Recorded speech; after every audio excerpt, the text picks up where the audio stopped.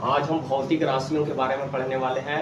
भौतिक राशियाँ क्या होती है, भौतिक राशियाँ कितने प्रकार की होती है ना। तो भौतिक राशियाँ उसे कहते हैं जिसका मापन संभव है, जिसके बारे में हम फिजिक्स में पढ़ते हैं उसे हम भौतिक राशियाँ कहते हैं। भौतिक राशियाँ का मापन संभव है। अब इसको दो भागों में बांटा गया है, पहला है आधारी राशि और दूसरा है व्युत्पन्न राशि।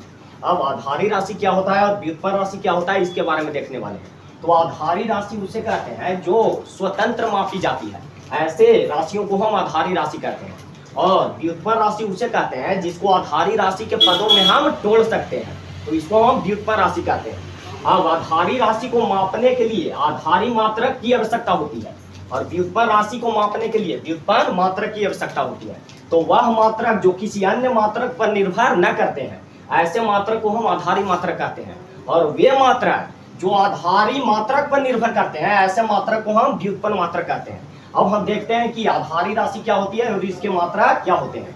जैसे आधारी राशि में पहला है दूरी। दूरी का मात्रक होता है मीटर, यहाँ पे हम मीटर लिखे हैं, मीटर को एम से दिखाते हैं। दूसरा आधारी राशि है समय। समय का मात्रक होता है सेकेंड, तो इसको एस से दिखाते हैं। तीसरा आधारी राशि है द्रव्यमान। तो द्रव्यमान का मात्रक होता है केजी, इसको के जी से दिखाते हैं। चौथा है विद्युत धारा। विद्युत धारा का ऐसे मात्रक होता है एम्पियर, एम्पियर को ए से दिखाते हैं। अगला पांचवा है ज्योति तीव्रता। ज्योति तीव्रता का ऐसे मात्रक होता है कैंडेला, जिसको सीडी से दिखाते हैं। और छठा जो आधारी राशि है वो है ताप। ताप का ऐसा मात्रक होता है केल्विन, है ना, इसको बड़ा वाला के से दिखाते हैं। और सातवां जो आधारी राशि है पदार्थ का परिमाण, इसका ऐसा मात्रक होता है मोल, इसको एम ओ एल से दिखाते हैं। तो कुल आधारी राशियों की संख्या 7 होती है ना। तो आधारी मात्रक भी कितने हैं, 7 हैं। अब आते हैं व्युत्पन्न मात्रक पर। तो व्युत्पन्न मात्रक उसे कहते हैं जिसको व्यक्त करने के लिए हम आधारी मात्रक का हेल्प लेते हैं। जैसे वेग हो गया, वेग का मात्रक होता है मीटर प्रति सेकेंड, तो ये एक व्युत्पन्न मात्रक है। त्वरण, त्वरण का मात्रक होता है मीटर प्रति सेकेंड स्क्वायर, तो ये भी एक व्युत्पन्न मात्रक है। बल, बल का मात्रक होता है न्यूटन, न्यूटन भी व्युत्पन्न मात्रक है। उसी प्रकार कार्य, कार्य का मात्रक जूल होता है। प्रतिरोध, प्रतिरोध का मात्रक ओम होता है। विभव या विभवांतर, इसका मात्रक वोल्ट होता है। और आवेश, आवेश का मात्रक कूलाम होता है। तो ये इसके मात्रक है। अब देखेंगे कि इसको हम निकालते कैसे हैं, है ना। आधारी मात्रकों की सहायता से हम व्युत्पन्न मात्रक निकालते हैं। तो अब हम व्युत्पन्न मात्रक निकालना सीखेंगे।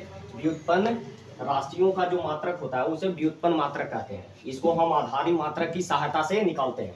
जैसे पहला व्युत्पन्न राशि है चाल, है ना, इसका हमको मात्रक निकालना है। तो चाल बराबर फॉर्मूला होता है दूरी बटा समय। तो दूरी का मात्रक हम पीछे बताए हैं कि इसका मात्रक होता है मीटर, और बटा समय, समय का मात्रक होता है सेकेंड, तो इसका मात्रक क्या हो गया मीटर। और ये जो बटा है इसको प्रति पढ़ते हैं, प्रति सेकेंड, है ना। तो चाल का मात्रक क्या हो गया मीटर प्रति सेकेंड। अब देखते हैं वेग का। तो वेग का फॉर्मूला होता है विस्थापन बटा समय। विस्थापन भी एक दूरी ही है, तो विस्थापन को ही भी हम एम से दिखाएंगे। तो मीटर हो गया विस्थापन का मात्रक, और समय, समय का मात्रक क्या हो गया सेकेंड, तो इसका भी मात्रक होता है मीटर प्रति सेकेंड। अगला भौतिक राशि है त्वरण। त्वरण का जो फॉर्मूला होता है वो वेग में परिवर्तन और बटा में समय।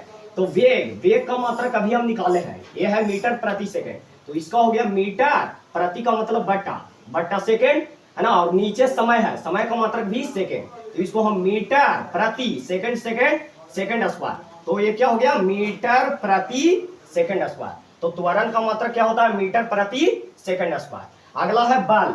बल का फॉर्मूला होता है द्रव्यमान गुने त्वरण। तो द्रव्यमान का जो मात्रक होता है वो होता है केजी, तो इसका मात्रक हो गया केजी। और त्वरण का भी मात्रक हम निकाले हैं मीटर प्रति सेकंड स्क्वायर, तो इसको हम केजी मीटर प्रति सेकंड स्क्वायर भी पढ़ते हैं। तो ये वैज्ञानिक एक आए थे न्यूटन, उन्होंने एक केजी मीटर प्रति सेकंड स्क्वायर को, है ना, एक न्यूटन कहा, है ना। तो एक न्यूटन बराबर जो होता है 1 केजी मीटर प्रति सेकंड स्क्वायर होता है ना। तो इसका जो मात्रक होता है बल का वो होता है न्यूटन, है ना, ये न्यूटन के नाम पर दिया गया है। अगला है कार्य। कार्य का जो फॉर्मूला होता है बल गुने विस्थापन। तो बल का जो ऐसा मात्रक अभी हम निकाले हैं न्यूटन, तो बल का ऐसा मात्रक न्यूटन, और विस्थापन का मात्रक होता है मीटर, तो इसका मात्रक क्या हो गया न्यूटन मीटर। लेकिन एक साइंटिस्ट आए जूल, उन्होंने कहा कि 1 न्यूटन मीटर जो होगा ये 1 जूल के बराबर होगा। तो कार्य का ऐसा ही मात्रक ये तो होता ही है, न्यूटन मीटर तो होता ही है, लेकिन वास्तविक में है ना इसका नाम दिया गया है जूल। तो कार्य का ऐसा ही मात्रक क्या होता है, तो जूल होता है ना। अगला है भौतिक राशि विभव या विभवांतर। विभव या विभवांतर का फॉर्मूला होता है कार्य बटा आवेश। तो कार्य का मात्रक अभी निकाले हैं क्या, जूल, तो ये होता है जूल, और आवेश का मात्रक होता है कूलाम, तो इसको हम जूल प्रति कूलाम पढ़ते हैं। तो विभव का मात्रक क्या होता है, जूल प्रति कूलाम, और 1 जूल प्रति कूलाम जो होता है 1 वोल्ट के बराबर होता है। इसीलिए विभव का ऐसा ही मात्रक वोल्ट कहा गया है ना। होता तो है 1 जूल है ना, जूल प्रति कूलाम, लेकिन इसको वोल्ट भी कहते हैं। तो ये विभव था। अगला है आवेश। आवेश का फॉर्मूला होता है धारा गुने समय। धारा का मात्रक पीछे हम बताए थे एम्पियर, धारा का मात्रक एम्पियर और समय का मात्रक सेकेंड, तो इसका हो गया एम्पियर सेकेंड। एम्पियर सेकेंड को ही आवेश कूलाम कहते हैं। तो 1 एम्पियर सेकेंड बराबर कितना होता है, 1 कूलाम। तो आवेश का ऐसा ही मात्रक क्या होता है, कूलाम होता है। अगला है प्रतिरोध। प्रतिरोध का जो फॉर्मूला होता है विभवांतर बटा धारा, और विभवांतर का जो मात्रक हम निकाले हैं वो है वोल्ट, और धारा का मात्रक एम्पियर है ना। तो प्रतिरोध का जो मात्रक हो गया वोल्ट प्रति एम्पियर, और 1 वोल्ट प्रति एम्पियर जो होता है, 1 वोल्ट प्रति एम्पियर वो 1 ओम के बराबर होता है। इसीलिए प्रतिरोध का ऐसा ही मात्रक ओम होता है। ये था ऐसा ही मात्रक।